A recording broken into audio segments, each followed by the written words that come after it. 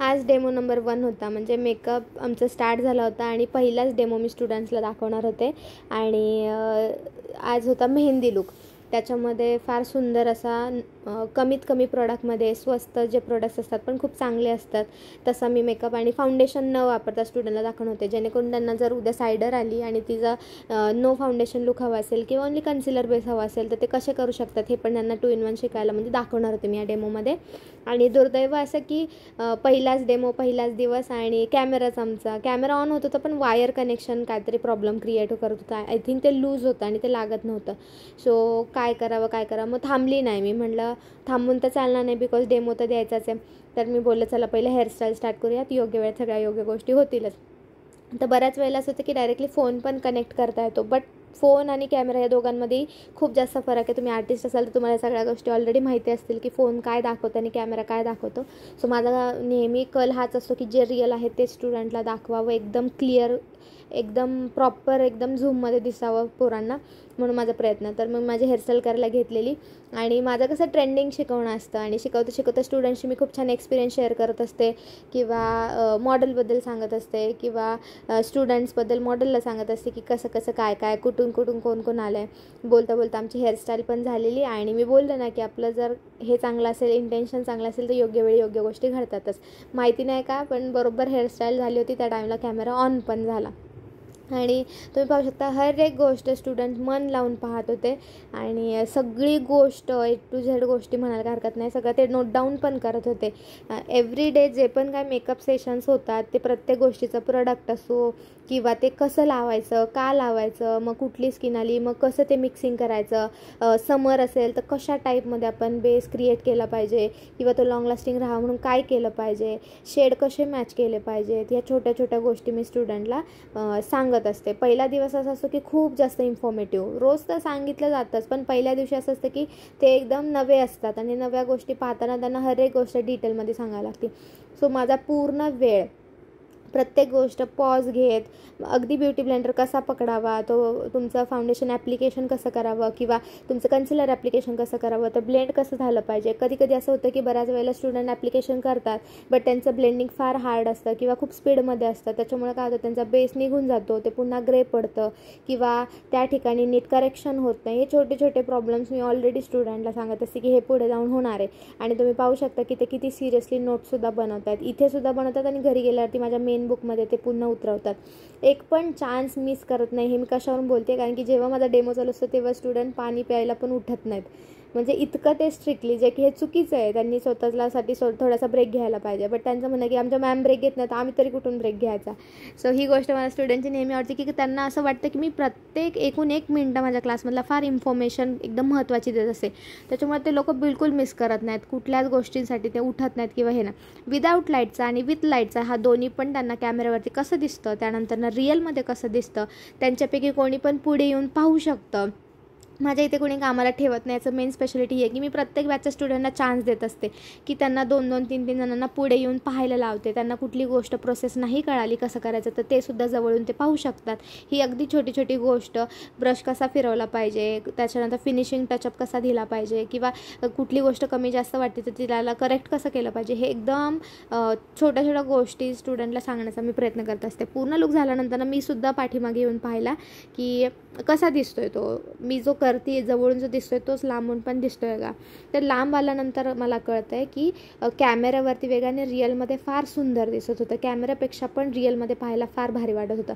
So student प्रत्येकाचं हे सांगत होते की कसं वाटतंय, काय वाटतंय, प्रत्येकजण आपापले प्रश्न विचारत होते की मॅम हे असं होतं का, मग त्याच्यानंतर हे लावलं का, त्याच्यानंतर ते लावलं का.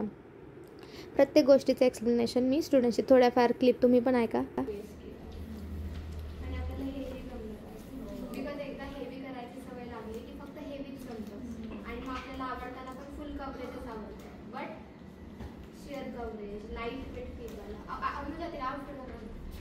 लाईट वेट फ्लायला फील करून देणार आहे आणि इव्हन सायडर आली तर आपल्याला एक हे येतं ना की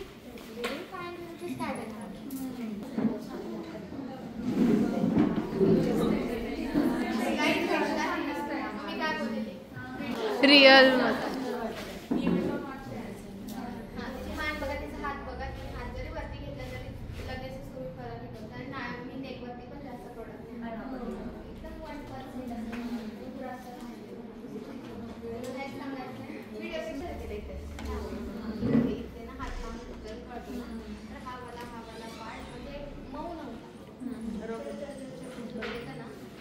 डे 1ला त्यांना इतका सुंदर लुक पाहायला मिळतो, ते पण कमीत कमी प्रोडक्ट्समध्ये, कमीत कमी वेळेमध्ये, तर ते अजून जास्त खुश होतात. त्यांना जवळून या मेकअप जेव्हा पाहायला मिळतो, जेव्हा जवळून हे आउटफिट पाहायला मिळतं की कसं सिलेक्शन केलं असेल मॅमनी, हेअरस्टाईल कशी निवडली, ह्या सगळ्या गोष्टीचं जेव्हा नॉलेज मिळतं तेव्हा डे 1लाच त्यांच्या चेहऱ्यावरचा आनंद तुम्ही पाहू शकता की ते खूप जास्त खुश होते.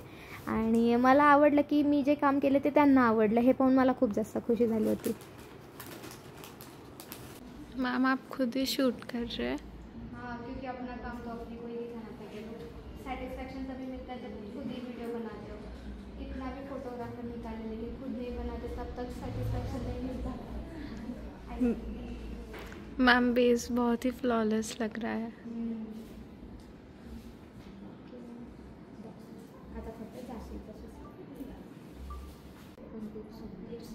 आणि विदाउट फाउंडेशनचं ते बेस खूप छान वाटत वाटत असेल ते विदाउट फाउंडेशनचा मेकअप आहे. कमी बेसमध्ये फुल कव्हरेज मिळालं आहे, हे खूप बघायला मस्त वाटतं.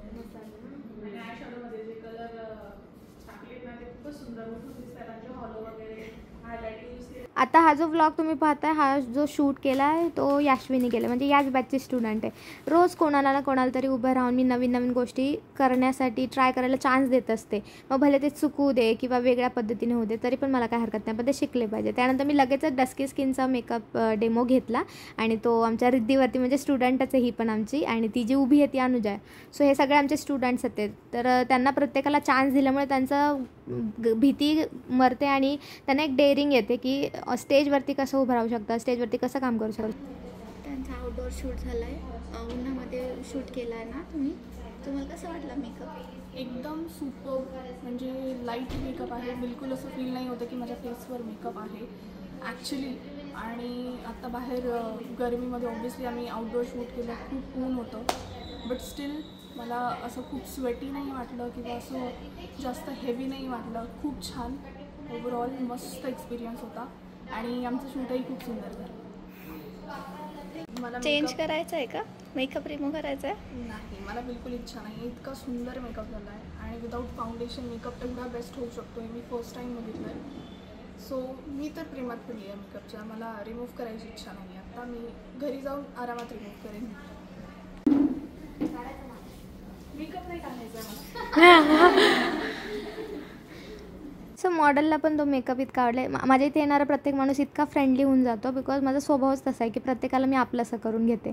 आता जी प्रोसेस तुम्ही पाहत होता व्हिडिओमध्ये, ती स्टुडंटला मी हे शिकवते की एमर्जन्सी इन केस जर तुमच्याकडे एखादी गोष्ट नाही आहे तर घाबरायची गरज नाही आहे. तुमच्या हातच तुमची कला तुमची खूप छान सादर करू शकतात. तुमच्या हाताने सुद्धा इतकं सुंदर ब्लेंडिंग होऊ शकतं जर तुम्ही करायला गेलात तर. सो हे स्टुडंटला सांगत होते.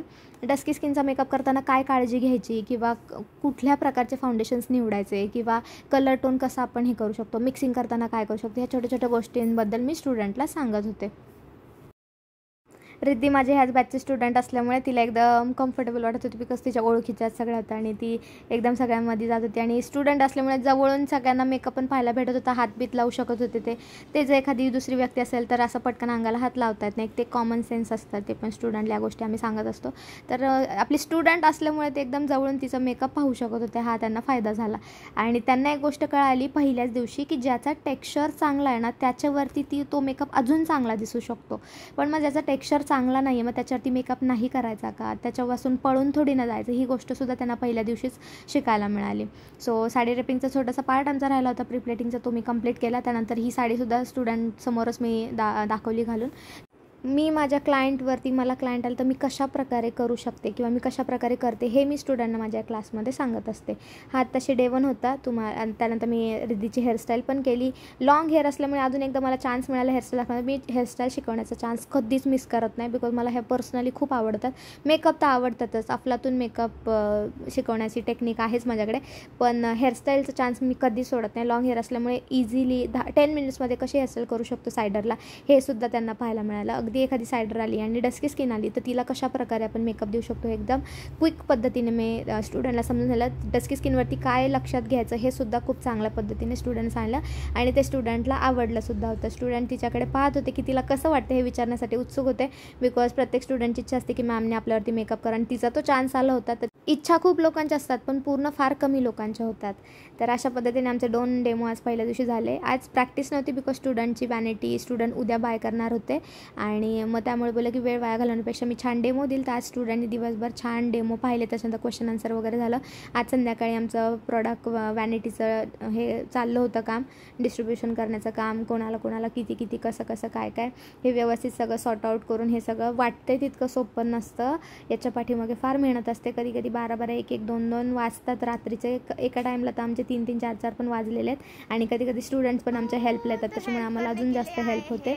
सो प्रत्येकाला आणि आम्ही स्टुडंट आवर्जून बोलवतो की तुम्ही या, तुम्ही पहा ह्या फील्डमध्ये किती स्ट्रगल आहे किंवा किती काम करावं लागतं. मानपाट एक होऊन जाते आणि परत सकाळी पुन्हा उठून नव्याने तोच नवा दिवस स्टार्ट करावा लागतो. हे सर्व आम्ही स्टुडंटला स्वतःहून बघायला सांगतो बिकॉज जोपर्यंत ते पाहणार नाही तोपर्यंत त्यांना या फील्डचं महत्त्वही कळणार नाही, किती मेहनत घ्यावी लागते हे सुद्धा कळणार नाही. तर अशा प्रकारे आमचा मेकअपचा डेमो 1 गेला आणि या व्हिडिओला जर तुम्ही 1 लाख व्ह्यूज देताय तर लगेचच मी डे 2 पण अपलोड करेल आणि त्यामध्ये झालेली मजा मस्ती तुमच्यासोबत शेअर करेल. Thank you for watching. तुम्हा सगळ्यांच्या रिक्वेस्टनंतर मी पुन्हा एकदा नव्याने ब्लॉग टाकायला सुरुवात करते आहे. तर तुम्ही खूप सारं प्रेम देताय हेच माझ्यासाठी खूप जास्त आहे.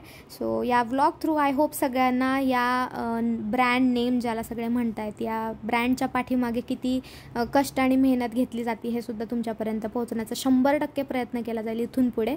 आणि वेळ मिळत नाही पण आता वेळात वेळ अजून काढला जाईल. So thank you so much for watching. Do subscribe and love you lots.